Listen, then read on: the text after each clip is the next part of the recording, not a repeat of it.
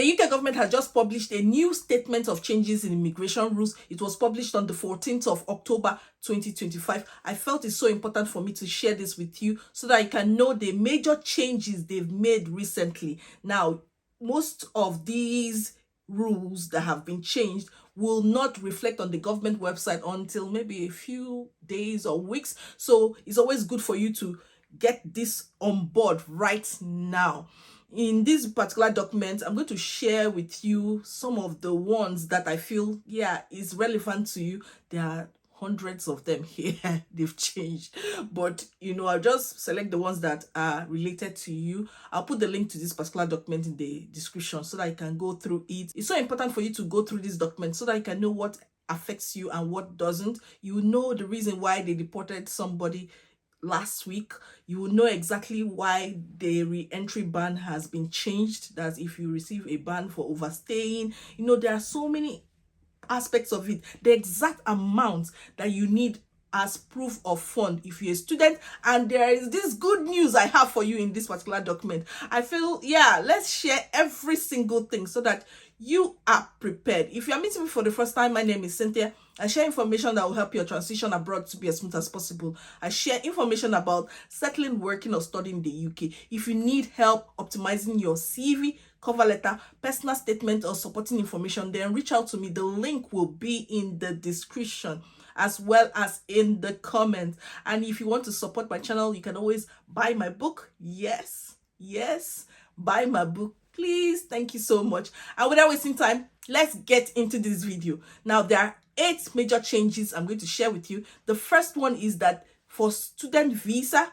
they've increased the proof of fund. In the previous video I made, I didn't tell you the exact amount because they did not state it in that particular document. But here, they said substitute 1,483 to 1,529. So if you are going to study in London, that is all the universities in London, around London, then be expected to have that proof of fund 1,529. Now, if it's outside London, it's been increased from 1,136 to 1,171. Take note because you don't want your visa to be refused. The second change is that they have introduced this fantastic opportunity, guys. It says a student may be self-employed if they have applied for permission on the innovator founder routes. As a student, they're just trying to say that you can apply for this innovator founder route. It's a fantastic opportunity that you should explore. It says that application is supported by an endorsement from an innovator founder endorsing body. So if you're coming to study, just prepare yourself for this. And then the application was made when the applicant had permission as a student. So you need to be a student while you're submitting this application. And it says a decision has not been made on the application or where the application has been refused, and any administrative review against a refusal has not been finally determined. So guys, fantastic news, guys. Explore it.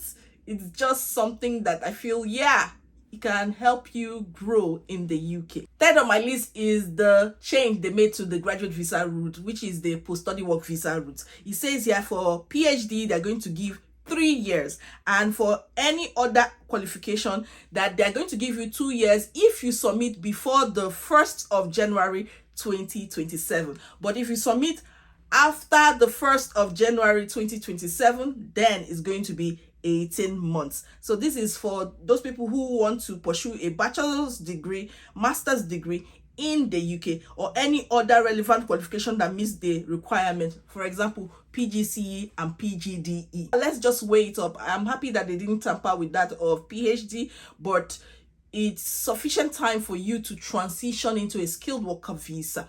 Do not panic. The fourth on my list is for those people who want to apply for a skilled worker visa. So they are increasing the requirement for English language. Now, previously, you would just need a B1, but now they are increasing it to B2. So previously is IELTS 4.0 to 4.5, but now they are saying that you need at least 6, nothing less than 5.5 in all the skills: listening, writing, speaking, and reading. So this is something that will affect those people who are on the work route, and it will not affect those people who are dependents, guys. They've not changed anything with regards to dependents for now. The fifth on my list is the high potential individual visa. Now they want to increase it to 8,000 visas. It used to be less than that, but they want to increase it to up to 8,000 visas. And it's an opportunity for you to explore. It is good news. It says here that the number of applications for both entry clearance and permission to stay must not have exceeded 8,000. The annual total allocation of places for the route, where the annual period begins on the 1st of November. So when they start to count is from 1st of November, and it should end on the 31st of October for each year. So this is fantastic news. It's an opportunity for you to explore. Remember that they want to increase the immigration skills surcharge by 32%, and it's something that the employer would have to pay. They also made some changes to the global talent visa. Remember that they want to expand that list, but on this statement of changes in immigration rules, they've made some note of some of the awarding bodies they want to delete and some of the ones they want to include. So just go through this list if you want to apply for a global talent visa. Sixth on my list is when sponsors lose their license or transfers business. So they said a person on a student visa, like child student, skilled worker, intra-company, global business mobility, scale-up worker, T2 minister of religion, and international sports person or temporary worker route may have their entry clearance or permission cancelled if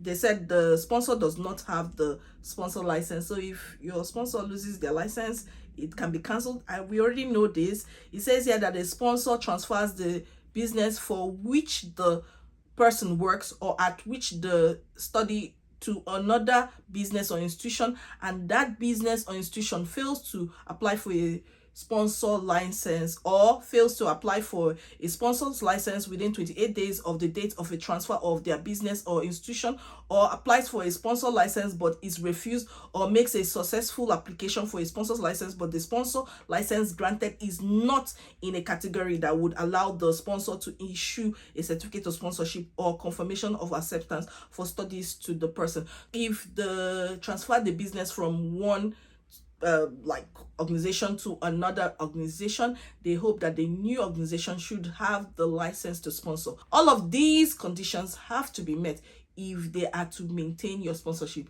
So if you have any of these problems, or you notice that your organization is about to switch or sell off to another organization, please talk to your sponsor so that they can sort it out as soon as possible, so that they don't cancel your sponsor's license and then send you that message that you have 60 days to leave the UK.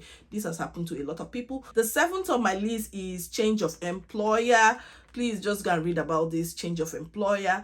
There are conditions that would make them withdraw your permission to stay in the UK under a skilled worker visa, global business mobility, scale-up visa. All of these visas here, they can withdraw it if you don't meet some of the conditions here. I've told you guys that you can switch jobs. I've told you go and consult an immigration lawyer and find out what are the conditions, need COS, skill requirements, knowing the SOC of it, then the meeting the salary requirements and all that.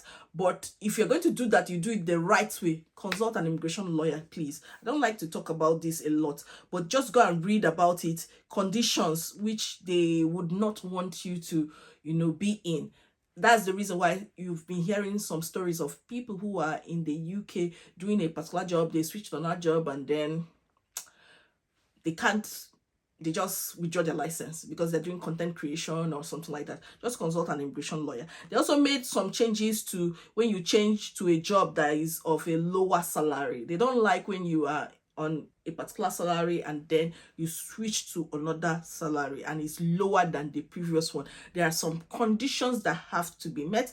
Please go and read it for yourself. I labeled it as 7 here, but yeah, it doesn't matter. Just go and read everything there. Make sure you meet the unless aspect. And if you are confused, go and consult a lawyer. I hope you benefited a lot from this video. If you're someone who wants to move to the next level, you want to be able to leave maybe support worker roles, healthcare assistant roles, I'm going to be sharing some updates on this channel to guide you towards doing that. So just stick to my channel, listen to what I have to say, and do your research, guys. I'm just a random person on the internet that share information that I see on the government website. Read it for yourself, consult an immigration lawyer, and do the right thing. Follow the laws of the land. I'll see you in my next video. Bye bye.